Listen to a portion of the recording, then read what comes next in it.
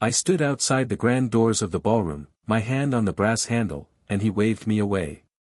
The service entrance. His glare said everything. You are not welcome here.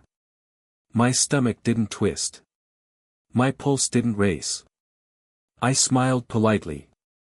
Inside, my wife laughed, her hand brushing against his daughter's, the ring glinting under the chandeliers. I had paid for this, every cent, and he didn't even know it. Not yet. 2 years ago, I thought I was building a life. She smiled at me across that same table in a dimly lit restaurant, her father nodding in approval. I trusted him, respected him. They were my family by marriage, and I gave them everything. The hotel contracts, the wedding plans, the lavish parties. I thought love meant generosity. I thought loyalty was enough. It started with small things. Late messages I'd find unanswered. Dinner plans that became forgotten. Then whispers. I noticed the way she avoided my eyes, the way she flinched at my touch. One night, a forgotten phone on the kitchen counter. A message opened itself. We can't wait to be free of him. My hands clenched around the device. Cold. Quiet control. I didn't scream. I didn't rage.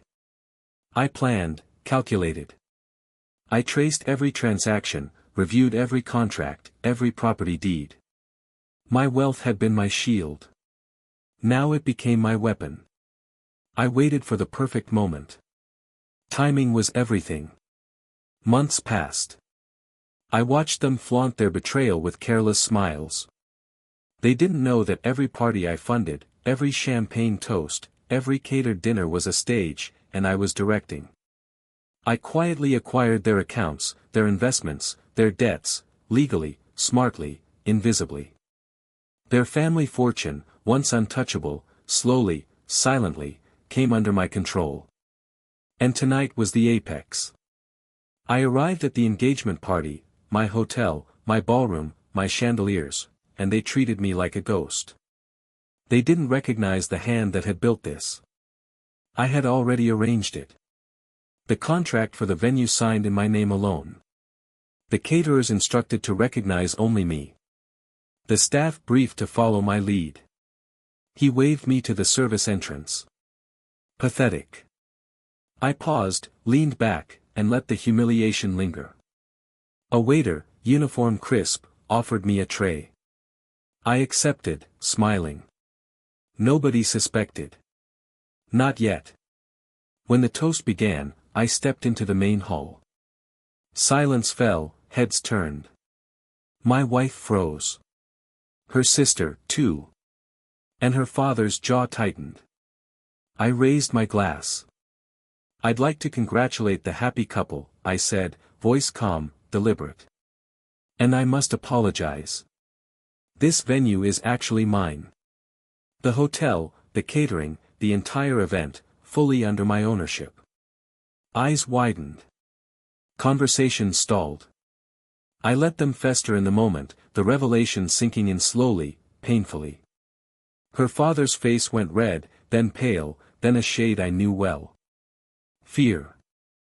I'd hate for anyone to think I was excluded from my own property, I continued, stepping closer to the dais. Luckily, I always keep detailed records, every deposit, every contract, every payment. Funny how invisible generosity can feel when respect is absent. The whispers became murmurs. The ring on her sister's finger caught the light, but I didn't comment. I didn't need to. My vengeance didn't rely on words. It relied on revelation, on proof, on watching their carefully constructed world crumble silently. Her father stammered, searching for an explanation, any excuse. There was none. Every decision they thought was theirs, every plan they plotted behind my back had been mine to control all along. I had been invisible until now. And in that moment, I felt it. The hollow victory of betrayal turned on its head. Not rage, not celebration, calm satisfaction. I had given them the truth in the sharpest, most precise way possible. They had underestimated me, assumed weakness was submission. I left the hall moments later. The service entrance no longer a symbol of exclusion, but of mastery. My revenge had no screams, no chaos, only quiet, undeniable authority.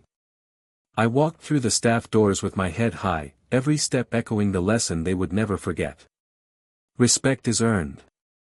Betrayal is punished. And some victories are sweetest in silence. The music swelled behind me.